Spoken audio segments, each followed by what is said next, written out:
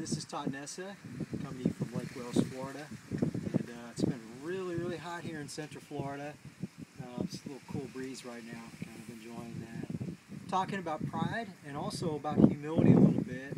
And I'm reading from some notes which haven't even been typed into the list yet. So it's pretty fresh, fairly fresh. It's actually maybe a couple of weeks old now. I just haven't gotten around to adding it. But I want to go ahead in this video and just cover it. I'm going to go ahead and just begin reading some of the things. I might give some commentary on some of it, but just for sake of time, trying to cover it all, I think I'm just going to just read it. Most of it's pretty self-explanatory anyway. All right, this is the War on Pride, and here's some things here that pride does, and also some things that humility does mixed in. Pride is a scoffer. Pride scoffs.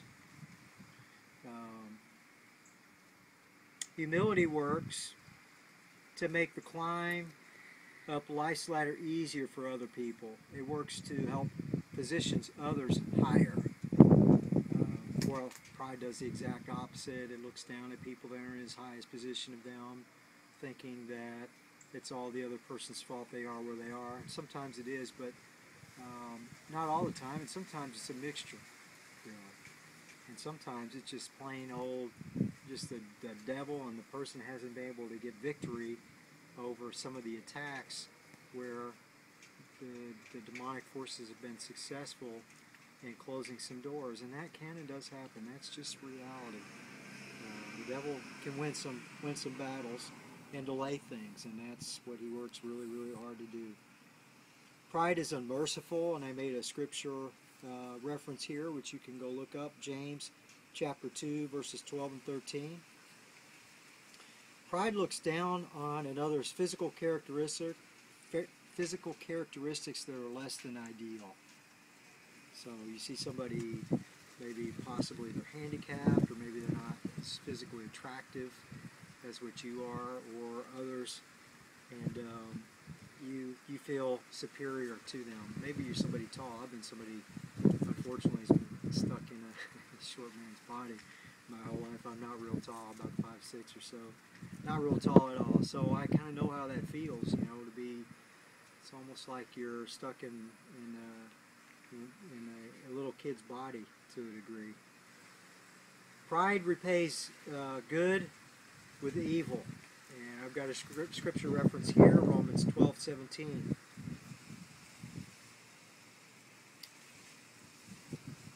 All right. And like I said, these lists, if I were to kind of show you what they are, they're pretty crude. What I wrote on. I was working, doing some things, and I wrote on what I had. So that's why I've got the folder here, trying to camouflage it a little bit. Here's some more on pride. A person who has pride desires to devalue others in order to have a group of individuals who will be subservient to them. One thing I've also noticed about pride is there's a pride that's there among individuals, and then there's a corporate pride. And I've seen throughout different denominations and also ministries where you get an area of success within that denomination or within that ministry, or possibly around a doctrine. You get a consensus around a doctrine, and pride can set in as a result of those things many times if a person is not on their guard and exercising, a person or an organization is on their guard and exercising humility. And humility is the antidote of pride. It is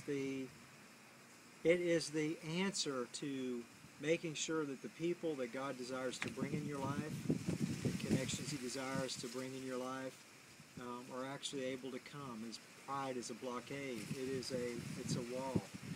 And many times what I've noticed is that you get this individual pride or corporate pride, and immediately somebody comes out of the box thinking a little bit differently about something, And I'm not necessarily talking about a doctrinal thing, maybe just an approach to ministry or approach to a project or just a different approach that the Lord's given them. It's different from what they're doing, and that pride will cause them to scoff, it'll cause them to judge, it'll cause them to be judgmental towards and critical towards that other person, and ultimately it will blockade what the Lord was really trying to do in knitting that person in for a divine purpose to make a connection with that organization for whatever the Spirit of God was willing to do. So we've always got to be open to different people, and the way we're open to different people is through humility. We have to be humility. Pride causes people to, the people that are exercising the pride, to pitch other individuals a shutout in life, leaving them with no opportunities or so little that it hardly matters. And I was thinking, when I wrote this, I know what I was thinking. I was thinking about the jobs market, the employment, the employers, the upward mobility of the social scale and where it is today as to where it was 50 years ago, or even when I was growing up in the 1980s as a kid. Things have really changed. I was really thinking about that just, in China, for example, they pay people so little that they're literally having to work 18-hour shifts, standing up on their feet, maybe even longer than that, maybe 24 hours, and they really just don't get that much monetary return, and so many are discouraged and depressed that they commit suicide. And if you don't believe me, just go ahead and check that out. Go research and find out some of the workers that have committed suicide, some of these plants working on the iPhones and the iPads and different things which we so appreciate.